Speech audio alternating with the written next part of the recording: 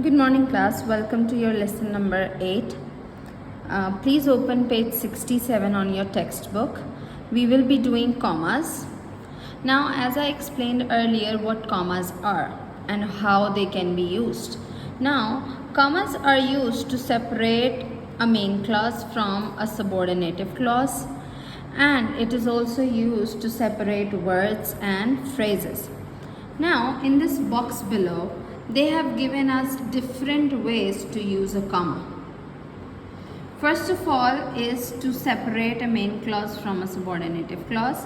When the pearl dragon heard the questions, now this is a main clause, till questions, there is a comma, it smiled, full stop. Now this is a subordinative clause. Then we use a comma before but. Ti Chang was about to run away, comma, but the dragon called to him. Now, before but we used a comma. After a prepositional phrase or an adverbial.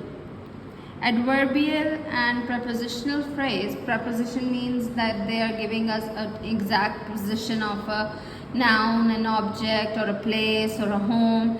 And when we're talking about adverbial, they are giving us a specific time, a specific time when the action is taking place.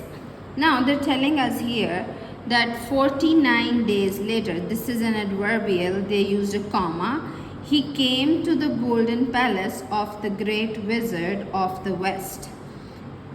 In this adverbial, they are telling us that how many days later he came to the palace, or when did he visit. So before the actual phrase where there is an adverbial or a prepositional phrase, we use a comma after that. Then before directly addressing somebody,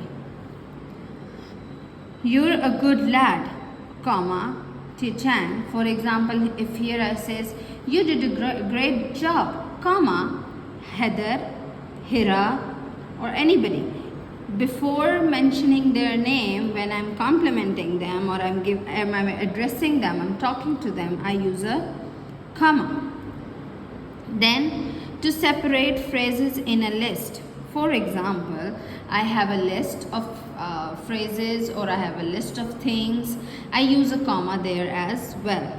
There was his poor mother's question, then the old woman's question, then the old man's question. Here there are different commas that are differentiating between different phrases.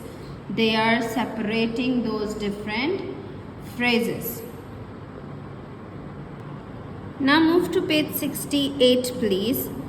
Do you see here, there it says possessive apostrophes. Now why do we use possessive apostrophes? For example, man's, girls, children's. Now why do we use these possessive apostrophes? We use these apostrophes to show belongingness. For example, if I tell you that as we studied earlier that there were possessive pronouns.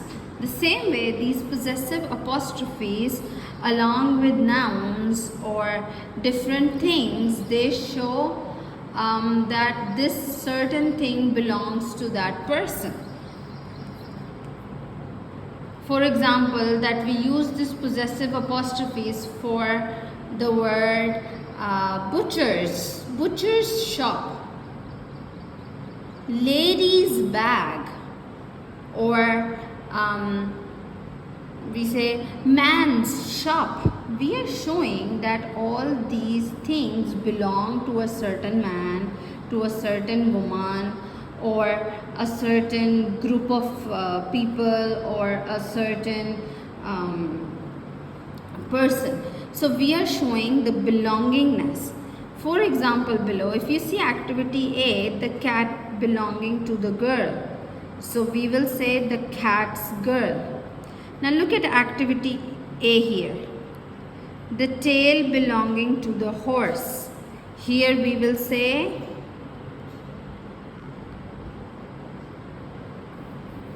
horse's tail. The field belonging to the farmer. We will say farmer's fields. And then the rich bag belonging to the lady. Lady's bag. The supermarket belonging to the town. Town's supermarket. Town's supermarket. So this is how we show belongingness, that a certain thing belongs to a person, a town, or a group of people.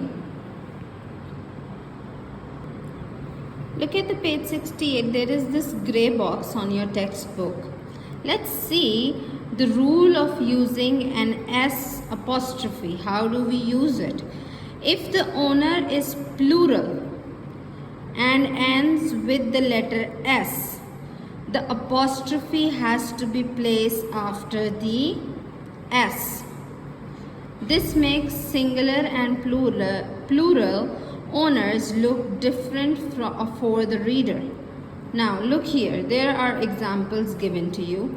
The boots belonging to the boy. This is a single boy. So it will be the boy's boots. The apostrophe is used before S. It's used before S in a singular sentence. But when there is a plural, that means the boots belonging to the boys. It is already plural. That means there are 2 or 3 boys.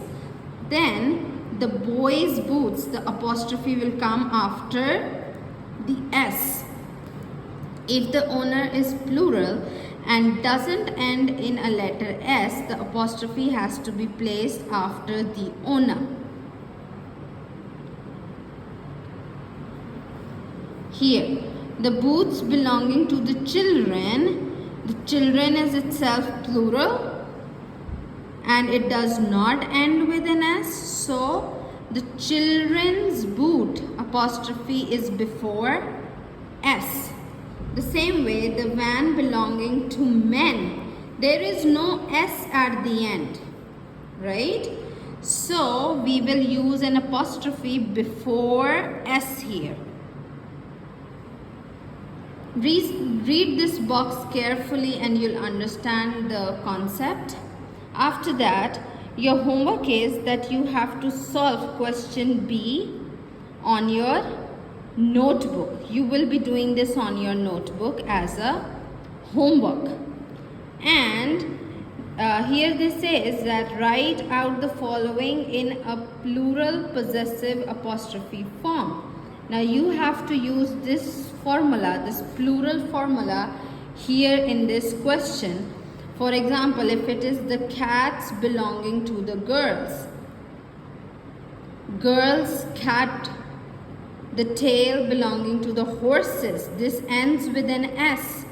So all these plural are ending with an S. That means we will use an apostrophe after S, not before S. Now same way, there is a question number C that says some plural words do not end with an S.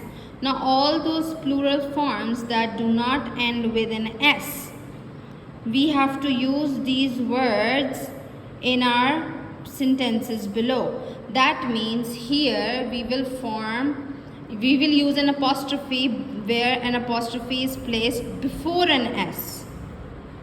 Right? So, if it's children, it will be children's. Men, men's. Women, women's. Sheep, sheep's. There is an apostrophe before S. Do question number B and C on your notebook from textbook page 68. I will be sending you a solved version as well, and this has to be done in your notebook. I'll see you tomorrow in your next lesson.